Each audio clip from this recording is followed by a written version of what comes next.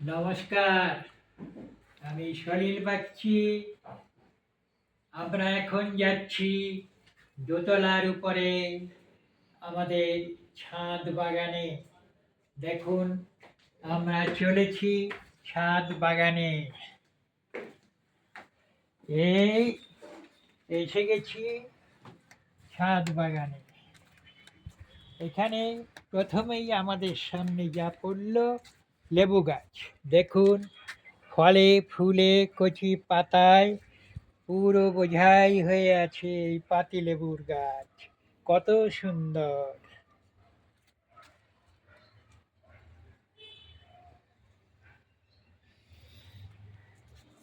তারপরে আসুন, দেখুন এই ফল উদ্যানে, ছাদ বাগানে আমাদের জামরুল গাছ।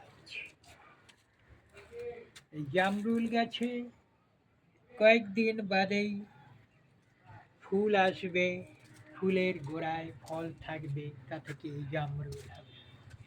এবারে দেখুন আম গাছ, সবে মুকুল আসা শুরু হয়েছে।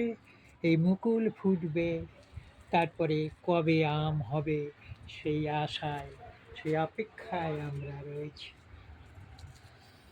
এবারে আসুন, এই হচ্ছে বেদানা গাছ। বছরে দুবার বেদানা হয়। এই এখনই ফুল আসতে শুরু করেছে, দুটো একটা ফুল আসছে, আরও ফুল আসবে এবং প্রচুর বেদানা হয়, প্রচুর হবে। তারপর আমরা এসে গেছি সফেদা গাছের কাছে। এই দেখুন, সফেদা গাছে সফেদা ধরেছে, সফেদা হয়েছে।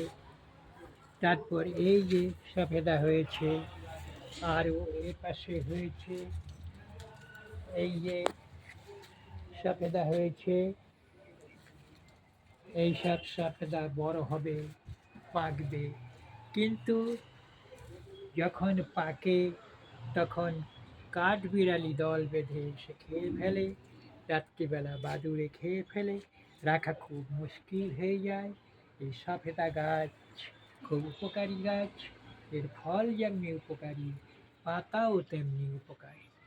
তারপরে এই যে টবে টবে তুলসী গাছ, এই যে তুলসী গাছ, আর রয়েছে এই টবে এই যে কত বোঝাই পুদিনা গাছ, পুদিনা পাতা।